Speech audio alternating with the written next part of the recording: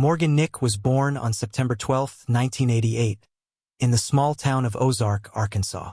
Shortly after her birth, her parents welcomed a son and a year later, another daughter.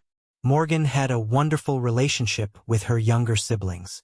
They could spend hours playing together, and the little ones admired her in every way. When she was just starting to learn how to read, Morgan would practice with children's books, reading bedtime stories to her brother. She was also an animal lover from a young age. Would often tell her parents that she wanted to be a veterinarian when she grew up. In elementary school, joined the Girl Scouts where she had fun making crafts, going on nature trips, and just enjoying time with the other girls. When Morgan was 6, her parents decided to get a divorce, but the kids still got to spend lots of time with their dad. In early summer of 1995, a family friend invited Morgan's mom to a Little League baseball game in a nearby town called Alma. At first, she thought about declining. After all, it was a Friday evening and the stadium was nearly 30 miles away. But in the end, she decided to go and take Morgan along, figuring it might be a fun way to spend time together. On the evening of June 9th, Morgan's mom left the younger kids with her grandmother and headed to the stadium. Although it was a small venue, about 300 people had shown up for the game, including parents and other kids.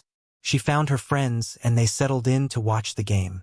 But it didn't take long for Morgan to get bored.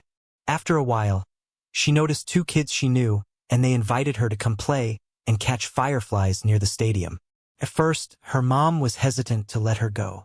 It was already getting dark and they were visiting the town for the first time, so she was worried that something could happen to her. But her friends reassured her that their kids played near the stadium all the time and there was nothing to worry about. Reluctantly, she let Morgan go, and the girl ran off with the other kids. They stopped by a small hill, still within her mom's sight, and she kept an eye on Morgan every now and then. About 15 minutes later, the baseball game ended, and the players started heading toward the bleachers to meet their parents. Morgan's mom looked away for just a few seconds, but when she glanced back, her daughter was already gone. The 2 kids she'd been playing with were walking towards the bleachers, and Morgan wasn't with them. The woman approached the kids and asked if they had seen her daughter. They explained that before heading back to the stadium, they had stopped to shake the sand out of their shoes after playing. They went over to a car in the parking lot, leaned on it and emptied their shoes with Morgan standing behind the car while they were at the front. Once they were done, they started walking back to the stadium, but Morgan was nowhere to be seen. Her friends assumed she had just stayed near the car to wait for her mom, so they didn't think much of it and went on their way. Morgan's mom looked toward the parking lot and spotted her car, but there was no sign of Morgan. She rushed over and checked inside, but her daughter was nowhere to be found. Panic began to set in and she returned to the kids, hoping they could shed some light on Morgan's disappearance. She asked them where her daughter could have gone, but they had no idea, although they did mention that they had seen a man in the parking lot while they were playing. He was standing near a red pickup truck, watching the stadium and occasionally glancing their way. At one point, he even approached them and said something, but they couldn't recall his exact words. They only remembered that he spoke with some kind of a country accent. Thinking that this man might have had something to do with her daughter's disappearance, Morgan's mom immediately called the police. 6 minutes later, officers arrived at the stadium and first spoke to the kids who had been with Morgan before she vanished. During their conversation, the police were able to get more details about the man near the stadium. Piecing together the children's accounts, the investigators concluded that he was a white man between 23 and 30 years old, around 6 feet tall with an average build, a beard, a mustache, and dark hair. The kids also remembered his vehicle quite well. It was an old red pickup truck with Arkansas plates and a white camper shell on the back. This detail struck the officers as suspicious because a camper shell could easily fit an adult, let alone a child. Another odd thing was that the camper seemed unusually short for the truck, making it look out of place for that model. This raised further suspicion that the man might be directly involved in Morgan's disappearance and could have used the camper to abduct her. The kids also mentioned that the man was wearing only jeans and had no shirt on. The officers immediately searched the parking lot. They couldn't find any vehicle matching the description. After speaking with the kids, they began questioning everyone who was still at the stadium. However, All of the 300 attendees had been focused on the game, and none of them recalled seeing anything strange or suspicious that evening. A search around the stadium also came up empty, so the officers expanded their efforts to the nearby streets. Despite their best efforts, no trace of Morgan was found that night. Her mother was devastated. She refused to go home and ended up spending the rest of the night at the fire station. The next day, the search intensified as news of Morgan's disappearance spread quickly throughout the area, prompting dozens of volunteers to come forward. Soon, the FBI and state police joined the efforts, providing helicopters for aerial searches and creating a suspect sketch based on Morgan's friends' descriptions. The sketch, along with photos of Morgan, was distributed across the town and nearby communities in the hopes that someone would recognize the man. Initially, the authorities also thought that Morgan might have simply wandered off from the parking lot and gotten lost. But as nearly 24 hours passed without any sign of her, it became clear that if that were the case, she would have been found by then. That evening, police also began receiving alarming reports from parents who shared some disturbing stories. One woman told them that just a few hours before the baseball game, a stranger had tried to lure her 4-year-old daughter into his red pickup truck. It happened near a laundromat in Alma while the woman was inside, and her daughter was standing near the building. When the mother came out, the man drove off. She provided a description of the suspect, which matched the sketch of Morgan's possible abductor. The day after Morgan's disappearance, another report came in from a witness in Fort Smith, a town not far from Alma. He saw a man trying to lure a 9-year-old girl into a public restroom, but the girl managed to get away. Once again, the man's description matched the composite sketch based on the accounts from Morgan's friends. All of this pointed to the possibility that the person behind Morgan's disappearance might have previously attempted to abduct other victims or even successfully committed similar crimes in the past.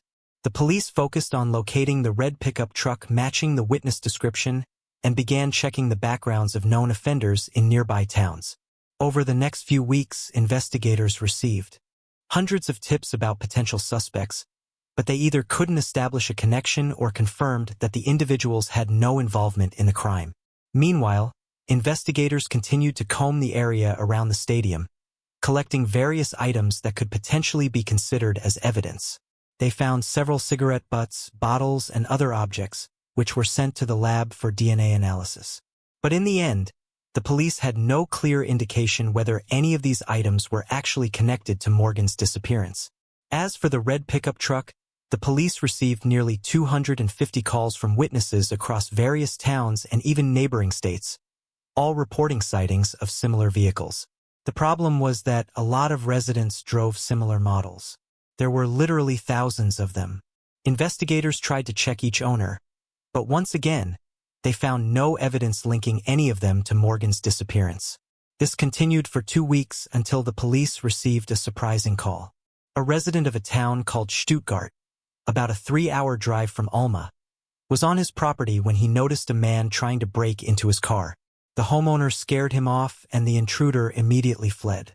When he was running away, the witness saw that the man was holding a little girl by the hand. The police showed him the composite sketch of the suspect, and he confirmed that the person trying to get into his car looked very similar to the suspect and the girl resembled Morgan.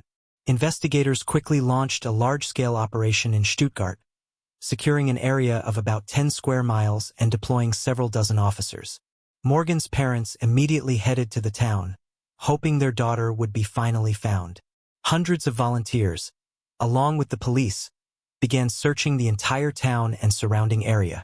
Helicopters scanned from above and search dogs tried to pick up Morgan's scent using her belongings.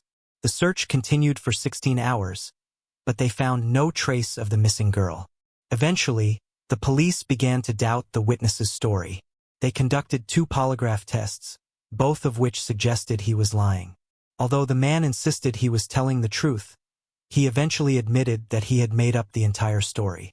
He did see someone trying to break into his car, but he hadn't gotten a good look at the person's face and there was no little girl with him. The man was arrested for providing false information, which cost nearly a full day of search efforts and thousands of dollars. It's unclear if he faced any punishment, but such actions typically result in a serious fine or a jail sentence. Investigators found themselves back at square one. Giving up wasn't an option. They brought in 17 more officers from across the state, and the team focused on sorting through the leads that kept coming in. By then, they had over 1,500 tips, but none of them brought detectives any closer to finding Morgan. Her parents didn't give up either, but as the months went by, their hopes started to fade. About a year after Morgan disappeared, her mom found a nonprofit dedicated to finding missing children. Although she was still focused on searching for her daughter, there weren't any new clues left to follow.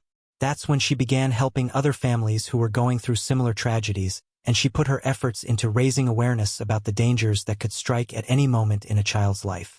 Over the next several years, police kept following up on various leads and questioning potential suspects, but nothing seemed to bring any progress.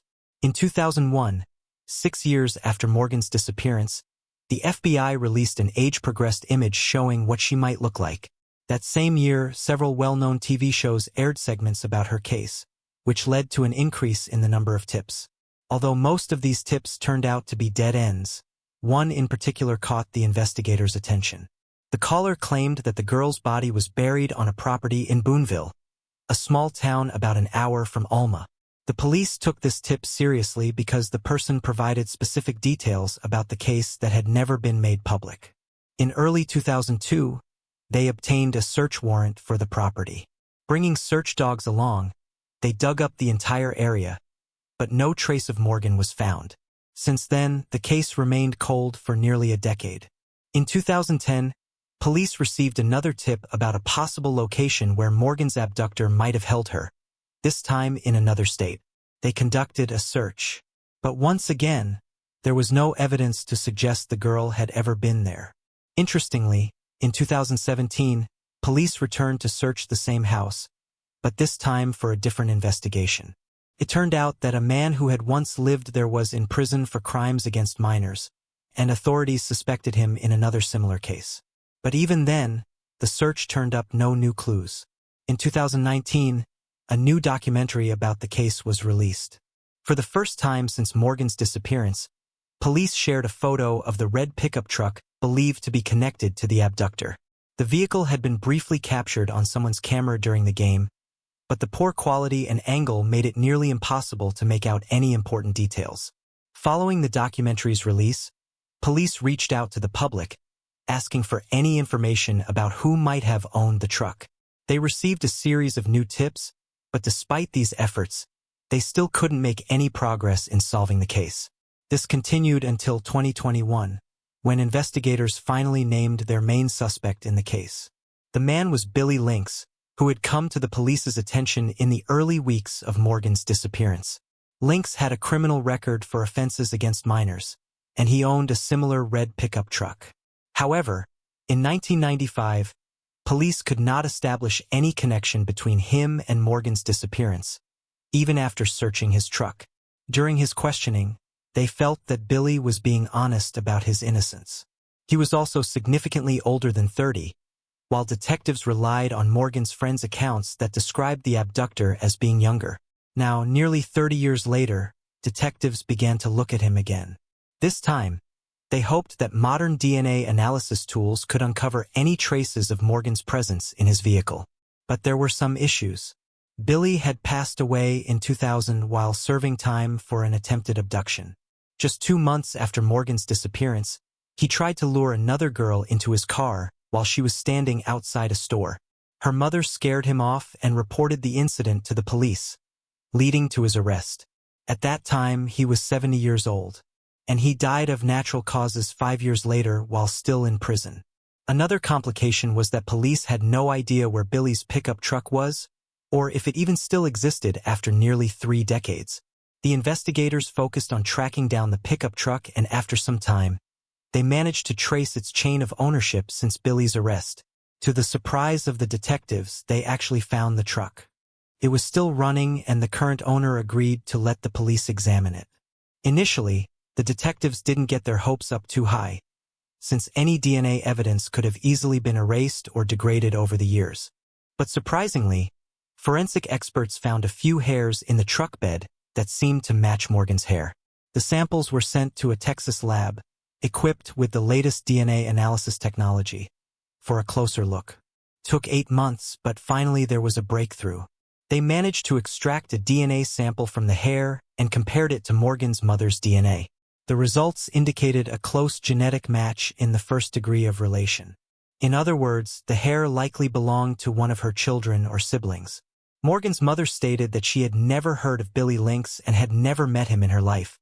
Detectives also knew that no one else from Morgan's immediate family could have been in that truck, which meant that the little girl herself must have been there. On October 1, 2024, the police held a press conference to announce that Billy Lynx was now officially considered responsible for Morgan's abduction, and they had no doubt about his involvement. Unfortunately, no one believes that Morgan could still be alive nearly 29 years after her disappearance. Investigators suspect that Billy killed her in the first few days after the abduction, but where he hid her remains is still unknown. Even though the case is considered essentially solved, the police have declared that they will continue searching for her remains. Still, without a confession from Billy, this task seems nearly impossible. Detectives are also going to look into Billy's possible involvement in other cases. Considering that he had attempted at least a few kidnappings shortly after Morgan's disappearance, the police suspect that there could be many more crimes in his past. At the time of Morgan's abduction was already 70 years old, and it seems likely that he had a long history of such offenses. Plus, he had served in the military during World War II, giving him certain skills that may have been used in his crimes. It's worth noting that Morgan's disappearance became one of the most well-known crimes in all of Arkansas. Authorities even decided to rename the Amber Alert system to Morgan Alert in her memory. As for her mother, she continues to help other children and families through her nonprofit organization. This work has been her way of coping with the loss of her daughter. Though deep down, she still holds on to a small hope that Morgan might somehow be alive.